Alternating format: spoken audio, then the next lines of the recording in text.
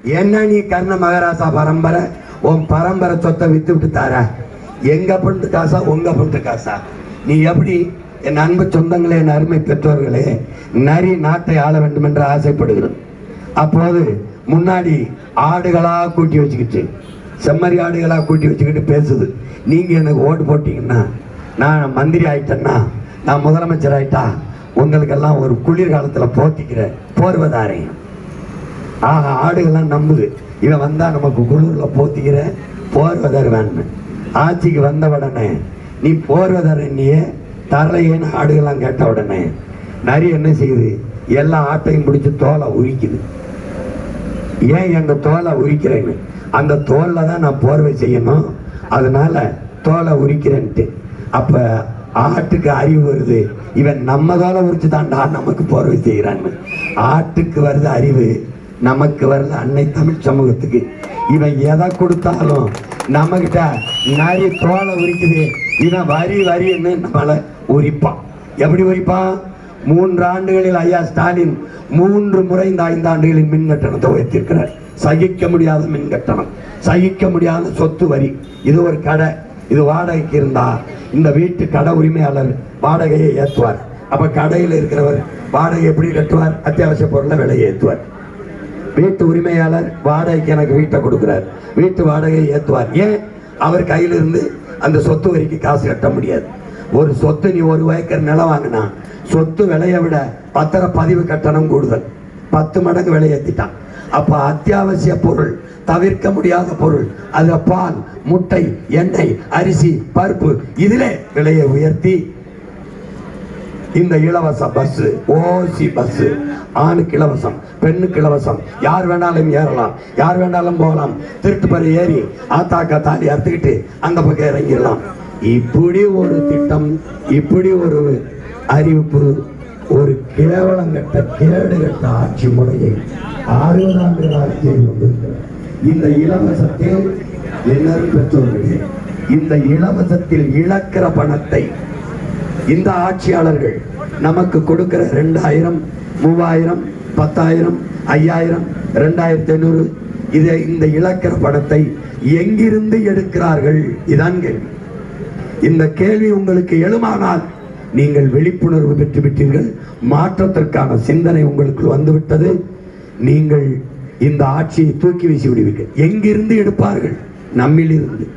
நம்மிலிருந்து தான் 10,50,000 கோடி, 10,5 லட்சம் கோடி தமிழ்நாட்டுக்கு கடன். இந்தியாவுக்கு 196 லட்சம் கோடி கடன். ஒவ்வொரு மாநிலத்துக்கு 10, 12, 13 லட்சம் கோடி கடனில் இந்தியா 400 கோடி கடனை பெற்றிருக்கிறது. கடன் வாங்கிய எவனாவது நிம்மதியாக வாழ்ந்ததாக செய்தி சொல்லுங்கள். நம் அப்பன் கடன் கேட்டு போனால் சொத்துக்கு கடனுக்கு ஈடாக ஒரு பொருளை கேட்பான். ஒன்று நிலத்தை அடமானம் வைக்க வேண்டும், இல்லை என்றால் வீட்டை அடமானம் வைக்க வேண்டும். இவர்கள் எதை அடமானம் வைப்பார்கள்? மண்ணின் வளத்தை, மக்களின் நலத்தை, நாட்டை அடமானம் வைப்பார்கள். நம் அப்பா வீட்டை அடமானம் வைப்பது போல நம்முடைய அப்பா ஸ்டாலின் நாட்டை அடமானம் வச்சு இந்த 5 ஆண்டுகளில் 4.5 லட்சம் கோடி கடனை பெற்றிருக்கிறார். 4.5 லட்சம் கோடி கடனில் நிறைவேற்றிய ஒரே ஒரு நலத்திட்டத்தை தான் உங்கள் மகன் உங்கள் முன்னாடி இருந்து கேட்கிறேன். வெற்றி இலவச அறிவிப்புகளை தவிர, இந்த ஏமாற்றை தவிர எதையாவது இருக்கா? ஒரு நேர்மையான ஆட்சியாளர் எதற்காக இலவசம் கொடுக்க வருகிறான்? ஒரு நேர்மையான ஆட்சியாளர் எதற்காக வாக்குக்கு காசு கொடுக்க வருகிறான்? இந்த கேள்வியை எந்நேரம் சொந்தங்கள், என்னிலும் இளைய கற்றறிந்த என் தம்பி தங்கைகள் எழுப்பிப்பார்கள். ஏன் காசு கொடுக்கணும்? ஒரு ஆட்சியாளனுக்கு அழகேது இலவசம் கொடுப்பதா? இல்லை. இலவசம் பெற வேண்டிய ஏழ்மை வறுமை நிலையில் இல்லாது மக்களின் வாழ்க்கை தரத்தை உயர்த்துவதுதான் ஆகச் சிறந்த ஆட்சியாளனுக்கான அழகு. இதைத்தான் முறை செய்து காப்பாற்றும் மன்னவன் மக்களுக்கு இறை என்று வைக்கப்படும் என்று வள்ளுவ பெருமகனார் தந்தரிலேயே மறைமொழி சொல்லுகிறார். ஆனால் அப்படிப்பட்ட ஆட்சி இங்க இருக்கா? உங்களுக்கு தெரியுமா? தமிழ்நாடு தேர்வாணையத்தில், டிஎன்பிசி தமிழ்நாடு தேர்வாணையத்தில் தேர்வை எழுதி பணி நியமனத்திற்காக காத்திருக்கிறவர்கள் எண்ணிக்கை 70 லட்சம் பேர். படிப்பிக்கிற ஆசிரியர் பெருமக்கள் ஊதிய உயர்வு கேட்டு வீதியில் நின்றார்கள். அவர்கள் ஊதியத்தை கொடுத்து முடிக்க வெறும் 58 கோடி போதும். வெறும் 58 கோடி. பகுதி நேர ஆசிரியர்கள் பணி நியமனம் கேட்கிறார்கள். ஒப்பந்த ஆசிரியர்கள் பணி நிரந்தரமில்லாத ஒப்பந்த ஆசிரியர்கள் எங்களுக்கு சம வேலை சம சம்பளம் கொடுங்கள் என்று கேட்கிறார்கள். அதற்கு எவ்வளவு? அதிகபட்சம் போனால் 100 கோடி 200 கோடி செலவாகும். படிப்பிக்கிற அறிவை வளர்க்கிற ஆசிரியர் பெருமக்களுக்கு இதை கொடுக்க முடியவில்லை. போக்குவரத்து தொழிலாளர்கள் பழைய ஓய்வூதியம் கேட்கிறார்கள், கொடுக்க முடியவில்லை. செவிலியர்கள் கொரோனா நேரத்திலே அரசு மருத்துவர்களும் செவிலியர்களும் கடவுள் போலவும் தேவதைகள் போலவும் நமக்கு தெரிந்தார்கள். எந்த தனியார் மருத்துவமனையும் ஒரு கொரோனா நோயாளியை கூட மருத்துவமனையில் சேர்த்து மருத்துவம் கொடுக்கவில்லை. அரசு மருத்துவர்கள் தங்கள் உயிரையும் பொருட்படுத்தாமல் கடவுள் போல இருந்து காத்தவர்கள் நம்முடைய மருத்துவ தெய்வங்கள். செவிலியர்கள் தங்கள் உயிரை கூட, பல செவிலியர்கள் தேவதைகளாக இருந்து சேவை செய்து சிலர் உயிரையே விட்டார்கள் கொரோனா நோய் தொற்றிலே. அந்த மரணத்திற்கு கூட நான் போய் நின்றிருக்கிறேன். என் அன்பு சொந்தங்களே, அந்த செவிலியர்கள் எண்ணிக்கை 10 என்று கூடுதலாக செவிலியர்களை எடுத்து உங்களுக்கு பணி நிரந்தரம் தருகிறோம் என்று வாக்குறுதி கொடுத்தார்கள். இன்றைக்கு அந்த பணி நிரந்தரத்திற்காக வீதியிலே செவிலியர்கள், பணி நிரந்தரமானவர்கள் ஊதிய உயர்வுக்கு, அரசு மருத்துவர்கள், உயிர்காக்கும் மருத்துவர்கள் ஊதிய உயர்வுக்கு வீதியிலே, ரோட்ல படிப்பிக்கிற ஆசிரியன், வைத்தியம் பார்க்கிற மருத்துவன், உலகத்திற்கு உணவு ஓடுகிற உழவர் குடியும். என் அன்பு சொந்தங்களே, டாஸ்மார்க் சரக்கு சாராயம் எப்படி குளிரூட்டப்பட்ட கிடங்கிலே வச்சு பாதுகாக்கப்படுகிறது. சிசிடிவி கண்காணிப்பு கருவி எவனும் திருடிடுவானோ என்று. யாரை? வீரனை உள்ளே வைத்து பாதுகாக்கிறது நம்ம அப்பாவின் அரசு. வாசல்ல 2 காவலர்கள், போலீஸ் ப்ரொடெக்ஷன். எதுக்கு? அந்த சாராயத்தை பாதுகாக்க. உழுது விளைச்சு ரத்தத்தை வேர்வையாக சிந்தி வெம்பாடுபட்டு உலகத்துக்கு சோறு போடுகிற விவசாய குடி, வேர்வை சிந்தி விளைய வச்ச நெல்லை கொள்முதல் செய்து உரிய விலையை அகவிலையை கொடுத்து சேமிப்பு கிடங்களை சேமித்து வைங்கள் என்று கெஞ்சுகிறான். வீதியிலே போடுகிறார்கள், சாலையிலே போட்டும் முளைத்து நாசமாய் போகிறது. அவன் வேர்வை சிந்தி விளைய வைத்தவன் கண்ணீர் சிந்தி தெருவிலே நிற்கிறான். இந்த அரசு கண்டுகொள்ளவில்லை. குடிக்கிற சரக்கு அங்கே இருக்கிறது, பசிக்கு சோறு இடுகிற உயிர் தேவையான உணவு வீதியிலே கிடக்கிறது. எப்படிப்பட்ட கேடுகட்ட ஆட்சி என்று கற்றறிந்த பெருமக்கள் சிந்தித்து பாருங்கள். அதை நிறைவேற்ற முடியவில்லை. காரைக்குடியா, சிவகங்கையா, தேவகோட்டையா, ஒன்றிய தலைநகரில் சேமிப்பு கிடங்கு, மாவட்ட தலைநகரிலே சேமிப்பு கிடங்கு, குதிராவளி, சாமை, வரகு, கம்பு, திணை, நெல் எல்லாவற்றையும் பாதுகாத்து சேமித்து வைக்க ஒரு கிடங்கில்லை. இத்தனை ஆண்டு ஆட்சியில் வீதியில் போட்டு முளைக்க வைக்கிறார்கள் என்றால் உழவர் குடிமகனின் உழைப்பை எவ்வளவு ஊதாசீனப்படுத்துகிறது இந்த அரசுகள் என்று அறிவார்ந்த தமிழ் சமூக மக்கள் சிந்தித்து பார்க்கணும். இவர்கள், என் அன்பு மக்களே, அருமை சொந்தங்களே, இவர்கள் அரிசியை இலவசம் கொடுக்கிறார்கள், பொங்கல் வேட்டி சேலையை இலவசம் கொடுக்கிறார்கள்.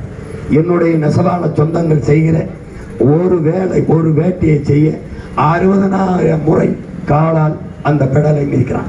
60,000 முறை. ஒரு சேலைக்கு 60,000 முறை அந்த காலால் அந்த கட்டையை மிதிக்கிறான். அப்படி அவன் கஷ்டப்பட்டு நெய்து கொடுக்கிற அந்த சேலையை வாங்கி ஓசி இலவசம் என்று கொடுத்து அவன் உழைப்பை அவமதிக்கிறது. வெம்பாடு வெட்டு விளைய வச்சு கொண்டு வந்து என் ஆத்தாளப்பன் கொடுக்கிற நெல்லை இலவச அரிசி என்று தரமற்ற அரிசியை ரேஷன் கடையில் வைத்து விநியோகம் பண்ணி உழவர் குடியின் உழைப்பை அவமதிக்கிறது. இந்த அரசிடத்தில் நான் கேட்கிறேன், நீ அரிசி இலவசம் தருகிறாய், வேட்டி சேலை தருகிறாய், உன் சாராய கடலுக்கு சரக்கை என் மக்களுக்கு இலவசமாக நீ தருவாயா என்றால் இல்லை. ஏன் அதை இலவசமாக கொடுக்க முடியும்? நீ அறிவு சமூகமே, என்ன தம்பி தங்கைகளே, லேப்டாப் இலவசம், மிக்சி இலவசம், கிரைண்டர் இலவசம், டிவி இலவசம், ஃப்ரிட்ஜ் இலவசம், எல்லாவற்றையும் இலவசமாக தந்த உன் அரசு தண்ணீரை மட்டும் 10 ரூபாய்க்கு வித்தது ஏன் என்று நீ ஏன் கேட்கவில்லை? தண்ணீரை ஏன் இலவசமாக தர முடியவில்லை? ஏன் தர முடியவில்லை? தர முடியாது. ஏன்? தண்ணீரை விற்கிற அப்பலோ, கிண்லே, மினரல் முதலாளி பாதிக்கப்படுவான். அவன் பாதிக்கப்பட்டால் இவனுக்கு என்ன? அவன்கிட்ட வருகிற 1000, 500, 200, 300 கமிஷன், இந்த கோடி கமிஷன் பாதிக்கப்பட்டு போய்விடும். எப்படி இந்த நாட்டில் கல் எப்படி மதுவாச்சு? இந்திய மாநிலங்களில் எல்லா மாநிலத்திலும் கல் இருக்கு. கேரளாவில் இருக்கு, கர்நாடகாவில் இருக்கு, ஆந்திராவில் இருக்கு, புதுச்சேரியில் இருக்கு, பீகாரில் இருக்கு, குஜராத்தில் கூட எல்லா மாநிலத்திலும் இருக்கு. ஏன் மாநிலத்தில் கல் மதுவாச்சு? கல் மதுவல்ல, உணவின் ஒரு பகுதி என்றுதான் அரசியலமைப்பே சொல்லும். கல் பண்டை காலத்திலிருந்து நம்ம வாழ்க்கை முறையோடு இருக்கிற ஒரு இயற்கை பால். இயற்கை பால், தாயின் மார்பிலிருந்து பால், பசுவின் மார்பிலிருந்து பால், பனை தென்னையின் மார்பிலிருந்து பால், மூலிகை சாறு. இது எப்படி மதுவாச்சு? எப்படி மதுவாச்சு? ஏன் ஏன் கல்லை மதுவாக்கி தடை செய்யணும்? ஏன்னா இவர்கள் டாஸ்மார்க்கில் இருக்கிற சரக்கு வியாபாரம் குறைந்து விடும். டாஸ்மார்க் வியாபாரம் குறைந்தால் இவனுக்கு என்ன? எல்லா ஆட்சியாளர்கிட்டையும் சாராய ஃபேக்டரி இருக்கு, தொழிற்சாலை இருக்கு. அந்த தொழிற்சாலை இருந்து எடுக்கிற சரக்கு எண்ணிக்கை அளவு குறைஞ்சு போயிடும். அப்ப கல்லை குடிச்சு செத்தவனும் இல்லை, சொத்தம்பட்டை வித்தவனும் இல்லை. கல்லுக்கு திறந்தால் பனை தென்னை உயிர்ப்போட இருக்கும், மண்ணின் நீர்வளம் உயிர்ப்போட இருக்கும், விவசாயி வாழுவான். அதனால என்ன பண்றான்? அதை மூடிட்டு டாஸ்மார்க் சரக்கு வியாபாரம் குறைஞ்சிடக்கூடாதுன்னு இந்த மாநிலத்தில் மட்டும் கல்லை மதுகள் தடை செஞ்சு வச்சிருக்கோம். எப்படிப்பட்ட ஆட்சி முறை? அப்போ கல்லே மது என்றால் டாஸ்மாக் கடையில் விற்கிற பீரு, பிராண்டி, விஸ்கி, ரம்மு, ஜின் எல்லாம் கோயிலில் கொடுக்கிற புனித நீரா, தீர்த்தமா என்ற கேள்வியை எழுப்பினால் யாரிடத்தில் பதில் இருக்கிறது? யாரிடத்தில்? தாலிக்கு தங்கம் எவன் கேட்டான்? அரப்பவன் கொடுக்கிறேன், ஒரு பவன் கொடுக்கிற. குடிக்க வச்ச 6 மாசத்துல இந்த தாலியா இருக்கிறேன். 6 லட்சம் பெண்களின் தாலியா இருந்திருக்கான். நீ யாருக்கு ஓட்டு போட்டு வெள்ள வைக்கிற? ஆத்தாள், அக்கா, பெரியத்தா, சின்னத்தா, தாலி இருக்கிற வயலுக்கு திருப்பி நீ ஆட்சியை கொடுத்துக்கிட்டு இருக்க. நீ முதலமைச்சர் தேர்வு செய்யல, சாராய ஆலை அதிபர்களை தேர்வு செய்யற. இந்தியாவில் எத்தனை மாநிலம்? எந்த மாநிலத்தில் முதலமைச்சருக்கு சாராய ஃபேக்டரி இருக்கு? எந்த மாநில முதலமைச்சருக்கு? உன்னாட்டு முதலமைச்சர்களுக்கு தான், உன்னாட்டின் ஆட்சியாளர்களுக்கு தான். குடிக்க வச்சு நாட்டு குடிகளை அதிலிருந்து வருகிற காசை வச்சு அரசை நடத்துற ஒரு கேவலம் உலகத்தில் இந்த மாநிலத்தில் தான். என்ன நன்மை செஞ்சு விட முடியும்? தன் நாட்டு குடிகளை குடிக்க வச்சு, மயக்கத்தில் இருக்க வச்சு, உடல் திறனை இழக்க வச்சு, உழைக்கிற திறனை இழக்க வச்சு, சிந்திக்கிற திறனை இழக்க வச்சு, காசை எடுத்து அதை வச்சு ஆட்சி நடத்துவது எப்படி ஒரு நல்ல ஆட்சி? எப்படி நல்ல ஆட்சி? குடிக்க வச்சு சாராய கடையை தெருக்கு தெருவு, கஞ்சா, அபின், கொக்கைன் இந்த மாதிரி கணக்கில்லாத போதைப் பொருள்களை திறந்து போதை கலாச்சாரத்தில் நாட்டை மூழ்கடித்து விட்டு பெண்களுக்கான பாதுகாப்பு, சட்டம் ஒழுங்கு, கொலை வன்முறை தடுப்பு என்று பேசுவதெல்லாம் எவ்வளவு வேடிக்கையானது என்பதை அறிவார்ந்த தமிழ் சமூக மக்கள் சிந்தித்து பார்க்கணும். என்னும் பெற்றோர்கள், என்னிலும் இளைய என் தம்பி தம்பிகள் சிந்திச்சு பார்க்கணும். இப்ப இதையெல்லாம் எப்படி சரி செய்யறது? யாரு சரி செய்யறது? மது இல்லாத மாநிலமாக யார் மாற்றுவார்? ஐயா எடப்பாடி நான் வந்த டாஸ்மாக் கடையை மூடுவேன் என்கிறார். இல்லை, ஐயா ஸ்டாலின் சொல்ல மாட்டார்கள். ஏன்? 2 கோடி குடிகாரர்கள், 2 கோடி குடிகாரனின் வாக்கு தனக்கு வராது என்று நினைக்கிறார்கள். இப்போது வந்திருக்கிறார் என்னுடைய தம்பி, அவர் பாட்டிலுக்கு 10 ரூபாய் என்று பாடுகிறார் ஒழிய நான் வந்தால் அதை மூடுவேன் என்று சொல்ல மாட்டேங்கிறார். அப்போ எப்படி? குடிகாரனின் வாக்கு போய்விடும் என்று நினைக்கிறார்கள். உங்கள் மகன் தான் சொல்கிறேன், வந்தால் டாஸ்மார்க்கை மூடுவேன். எனக்கு வேண்டியது குடிக்கிற மக்கள் கொடுக்கிற வாக்கல்ல, என் குடிமக்கள், தமிழ் குடிமக்கள் கொடுக்கிற வாக்கு எனக்கு போதும் என்று நினைக்கிறேன். சாராயத்தில் மதிமயங்கி தள்ளாடி கொண்டிருக்கிறவன் எப்படி தனக்கான சரியான தலைவனை தேர்வு செய்ய முடியும் என்று ஆய்வு சமூகம் சிந்தித்து பார்க்க. எப்படி மதிமயக்கத்தில், மூளை கிறக்கத்தில் இருப்பவன் எப்படி தனக்கான சரியான தலைவனை தேர்வு செய்வான்? எப்படி தேர்வு செய்வான்? எப்படி? ஒவ்வொன்றையும் நீங்கள் ஆழ்ந்து அறிந்து சிந்தித்து பார்த்து இந்த தேர்தலை அணுகணும். இலவசம் கொடுப்பது ஏமாற்றுவதற்கு என்பது கூட தெரியாமல் மார்க் ட்வைன்ங்கிற ஒரு அறிஞர் சொல்றான், மக்களை ஏமாற்றுவது எளிது, ஆனால் நீங்கள் ஏமாற்றப்பட்டு கொண்டிருக்கிறீர்கள் என்று உணர்த்துவது கடினம். 15 ஆண்டுகளா உங்கள் மகன் கத்தி தொண்டை தண்ணி வரல, நெஞ்சு வெடிக்க வேர்வை ரத்தம் வேர்வையா சிந்த கத்தி வாரேன். ஆனால் கொஞ்சமாக விழிப்புணர்வீர்கள். எத்தனை? 36 லட்சம் தமிழ் மக்கள் விழிப்புணர்வு பெற்று இந்த எளிய மகனுக்கு வாக்கை செலுத்தி ஓட்டுக்கு 1 ரூபாய் வாங்காமல் எங்களுக்கு வாக்கு செலுத்தி அமைச்சருடைய பிள்ளைகளோ திமுகவில் அறிவித்திருக்கிறவர்கள் எல்லாம் பாருங்கள், வாரிசுகள். ஏன்? தன் மகன் வரும்போது அவர்கள் கேள்வி கேட்கக்கூடாது என்று. அவர் அப்பா மந்திரியா இருப்பார், மகன் மந்திரி, அவரும் எம்எல்ஏ. இல்ல அப்பா எம்பியா இருப்பார், மகன் எம்எல்ஏ. இல்ல அப்பா எம்எல்ஏவா இருப்பார், மகன் எம்பி. இப்படித்தான் இவர்கள் கட்டியிருக்கிறார்கள். திமுக என்பது பொலிட்டிக்கல் பார்ட்டி இல்ல, நாட்ட political party. It's a family property, ஒரு குடும்ப சொத்து. அது தனியார் நிறுவனம். அதில் விசுவாசமாக வேலை செஞ்சீர்கள் என்றால் பதவி உயர்வு சம்பள உயர்வு கிடைக்கும். அதை கட்சி என்று கருதி கொண்டிருக்கிறீர்கள். உங்கள் மகன் செய்கிறதை பாருங்கள்.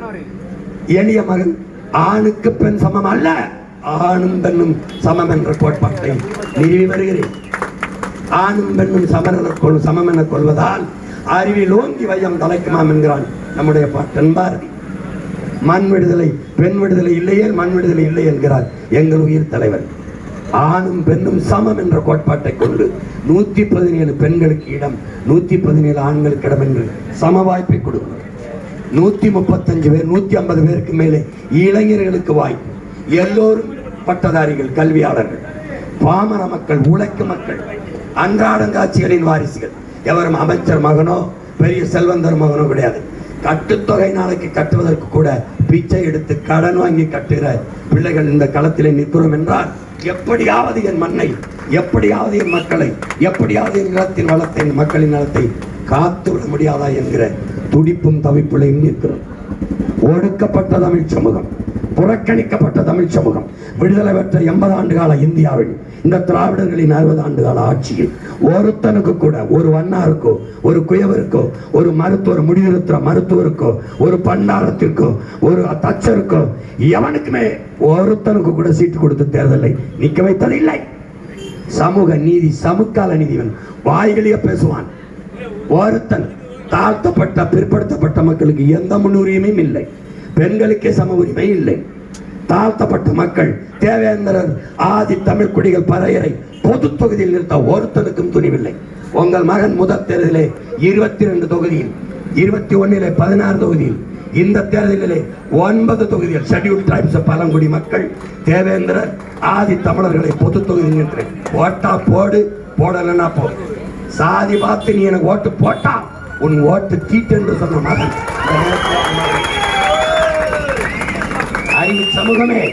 அறிவு சமூகமே சாதி அரசியலானால் அங்கே சமத்துவம் சகோதரத்துவம் செத்து போகும். மதம் அரசியலானால் அங்க மனித நேயம் ஒன்று இருக்காது, செத்து போகும். பணம் அரசியலானால் அங்க மாண்புமிக்க ஜனநாயகம் செத்து போகும். பணநாயகம் கேலி பண்ணி சிரிக்கும், பல்லிக்கும். பணம் அரசியலானால் அங்கே பண்பாடும் ஒழுக்கமும் செத்து போகும். இது மூன்றையும் தகர்த்து கட்டமைக்கிற அரசியல் உங்கள் பிள்ளைகள் முன்னெடுக்கிற அடிப்படை அமைப்பு அரசியல் மாற்றம். மாற்றம் என்பது சொல்லல்ல, செயல். இது மாற்றத்திற்கான எளிய மக்களின் புரட்சி என்று இந்த களத்திலே நிற்கிறதுக்கு காரணம் அதுதான். உலகெங்கிலும் புரட்சி. என் அன்பு சொந்தங்களே, உலகெங்கிலும் புரட்சி, மாறுதல், மாற்றம் மன்னர்களால், மந்திரிகளால் முன்னெடுக்கப்பட்டதில்லை. சாதாரண மக்களால், நம்மை போல உழைக்கும் அடித்தட்டு மக்களால், எளிய மக்களால் முன்னெடுக்கப்பட்டதுதான் உலகெங்கிலும் இருக்கிற இத்தனை மாறுதலும் மாற்றமும் புரட்சிகர அரசியலும். அதைத்தான் உங்கள் பிள்ளைகள், சாதாரண பிள்ளைகள், உங்கள் வயிற்றிலிருந்து இந்த பூமியை, இந்த மண்ணை காக்க வானத்திலிருந்து வந்த இரட்சகர்கள் அல்ல நாங்கள்.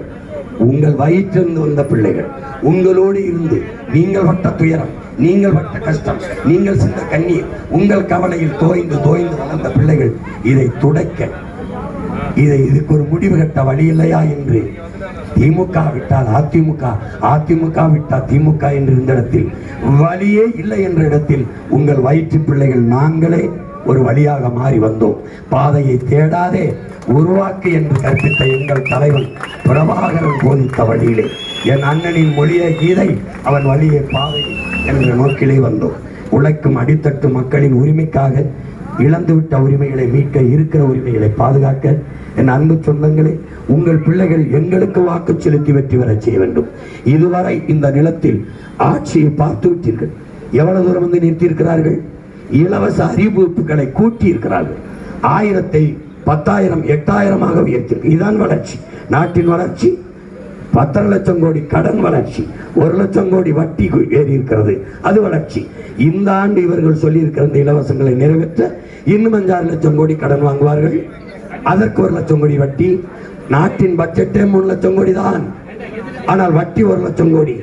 இந்த இலவச அறிவிப்புகளை நிறைவேற்றினால் 2 லட்சம் கோடி வட்டி, 3 லட்சம் கோடி பட்ஜெட்லே, நிதிநிலையிலே 2 லட்சம் கோடி வட்டியை கட்டிவிட்டால் நலத்திட்டம் ஏது? வாத்தியாருக்கு சம்பளம் கொடுக்க காசு ஏது? மருத்துவர்களுக்கு சம்பளம் கொடுக்க காசு ஏது? என்ன திட்டத்தை நிறைவேற்றுவாய்? என்ன திட்டத்தை நிறைவேற்றுவாய்? நாட்டை பொருளாதார வீழ்ச்சியில் விட்டு இலங்கையிலே, நேபாளிலே, பங்களாதேஷில் நடந்தது போது ஒரு மாபெரும் கிளர்ச்சி இந்த நிலத்திலே. எந்த நாட்டிலும் கார் இல்லை என்று, செல்போன் இல்லை என்று, டிவி இல்லை என்று, பிரிட்ஜ் இல்லை என்று புரட்சியோ போராட்டமோ வந்ததில்லை. என் உடன் பிறந்தவனே, நீரும் சோறும் இல்லாத நாட்டில் புரட்சியும் போராட்டமும் வராமல் இருந்ததில்லை. இதற்கு சான்று இலங்கை, நேபாள், பங்களாதேஷ், இன்னைக்கு வெனிசுலா. நீ எழுதி வைத்துக்கொள். இந்த நிலை நீடிக்காமல் தடுக்க வேண்டும் என்றால் உன் மகன், உன் உடன் பிறந்தவன் கையை பிடிச்சுக்க. ஒரே ஒரு ஓட்டு விவசாயிக்கு போட்டு நாட்டை கொடு. உலகத்தின் தலை சிறந்த நாடாக உன் மகன் மாற்றி காட்டுறேன். நீ சந்த இந்த சிவகங்கையில் இந்த காருக்குள்ள இங்க பிறந்த பயதானே நினைக்காத. உலக பொதுமைக்கு அரசியலை உன் மகன் முன்னிறுத்தி வைக்கிறேன். நீ காகிதத்துல கொடுத்த நீ படிக்கல, காட்சிகளா எப்படி உங்கள் பிள்ளையின் ஆட்சி இருக்கும்னு எடுத்து போட்டு காட்டுறேன். நீ உள்ளங்கையில ஊடகத்தை வச்சிருக்க, உன் கையில எல்லா இடத்துலயும் டிவி இருக்கு, செல்போன், தட்டிப்பார். சீமானின் ஸ்பீச், லேட்டஸ்ட் ஸ்பீச், காரைக்குடின்னு போட்டு பாரு, ஒவ்வொன்றையும் பாரு, அது வரும் பாரு. சரியா இருந்தா எனக்கு வாக்குத்தா, இல்லைன்னா யாருக்கோ போட்டு என்னை ரோட்ல போட்டு போ. 15 ஆண்டுகளா சாலையில் நின்று இதே இடத்துல கத்திட்டு இருக்கேன். இதே இடத்துல நான் உங்ககிட்ட, உங்க மகன் ஒரே ஒரு கேள்வி கேட்கிறேன். மக்களின் பிரச்சனையை மனதிலிருந்து பேசாதவன் எப்படி தலைவனாக இருக்க முடியும்? ஐயா இறையன்பு சொல்லுகிறார், தலைவன் என்பவன் குறிப்புகளோடு பேசுபவன் அல்ல, உயர்ந்த குறிக்கோளோடு பேசுகிறவன். தாளில் இருந்து பேசுகிறவன் இல்ல, தன் தலையில் இருந்து பேசுகிறவன் தான் தலைவன். இந்த 4 பேர் இருக்கிறாங்க, ஐயா எடப்பாடி, ஐயா ஸ்டாலின், அருமை தம்பி விஜய். யாராவது மக்களின் பிரச்சனையை மனதிலிருந்து பேசிவிட்டால் அவர்களுக்கு போடுங்கள், என்னை விடுங்கள். எழுதி வைத்து இப்படி படிப்பார்கள். நாங்கள் எங்க ஆட்சியிலே குடும்ப தலைவிக்கு 2000 கொடுத்தோம். உன் பிரச்சனையே என்னன்னு தெரியாம பார்த்து படிக்கிறவன்ட்ட நாட்டை கொடுத்துட்டு, உன் பிரச்சனைக்காக கவலைப்படுற பிள்ளைகளை ரோட்ல போட்டுட்டு மாறு, இனிமேலாவது மாறுங்க. நீங்கள் செலுத்துகிற ஒற்றை ஓட்டிலே உலகத்தை திரும்பி பார்க்க வைக்கலாம். இந்த கட்சிகள் வென்றிருக்கிறது ஏற்கனவே. காங்கிரஸ் வெல்வது, பிஜேபி வெல்வது, திமுக வெல்வது, அதிமுக வெல்வதெல்லாம் சாதாரண நிகழ்வு, ஒரு சம்பவம். ஆனால் காரைக்குடியில் உங்கள் மகன் சீமான் வெல்வது என்பது சரித்திரத்தில் சாதனை, வரலாற்றிலே புரட்சி. ஒரு எளிய மகன் ஓட்டுக்கு 1 ரூபாய் கொடுக்காமல் தன்மானமிக்க தமிழ் மக்கள் நல்ல ஆட்சி, நல்ல அரசியல் வரணும்னு தன் மகனுக்கு ஓட்டு போட்டு ஜெயிக்க வச்சாங்க. உலகம் திரும்பி பார்த்தோம். என்னடா இவ்வளவு காசு கொடுத்தாங்க, 28 கோடி 30 கோடி நாங்க, ஓட்டுக்கு 1000 2000 நாங்க, மியூசிக் 2 10,000 வந்தாங்கன்னு 1 ரூபா கொடுக்காம ஒருத்தன் கத்தி வென்றுட்டாண்டாங்க. சரித்திரம் திரும்பி விடும் அன்பு மக்களே. அந்த சரித்திரத்தை மாற்றி எழுதுங்கள். மானமரவன் மறுவாண்டி மண்ணிலே எழுதுங்கள். வீர மரத்தினும் பாட்டி வேலுநாச்சியார் பூமியிலே எழுதுங்கள். அன்பு சொந்தங்களே, உங்கள் மதிப்புமிக்க வாக்கை உங்கள் மகனுக்கு விவசாய சின்னத்திலே செலுத்தி வெற்றி பெற செய்து சட்டசபைக்குள் வீதியில் நின்று பேசுகிற மகன், 15 ஆண்டுகளாக உங்கள் முன்னாடி பேசிய மகனை சட்டசபையிலே பேச அனுப்புங்கள். சரித்திரத்தை மாற்றி உங்கள் மகன் எழுதுகிறேன். புரட்சி எப்போதும் வெல்லும். உங்கள் பிள்ளை என்னுடைய வெற்றி அதை சொல்லும். இலக்கு ஒன்றுதான், இனத்தின் விடுதலை. இனம் ஒன்றாவோம், இலக்கை வென்றாவோம். தமிழ் தாய் வாழ்க, தலைவர் பிரபாகரன் வாழ்க. நாம் தமிழர்.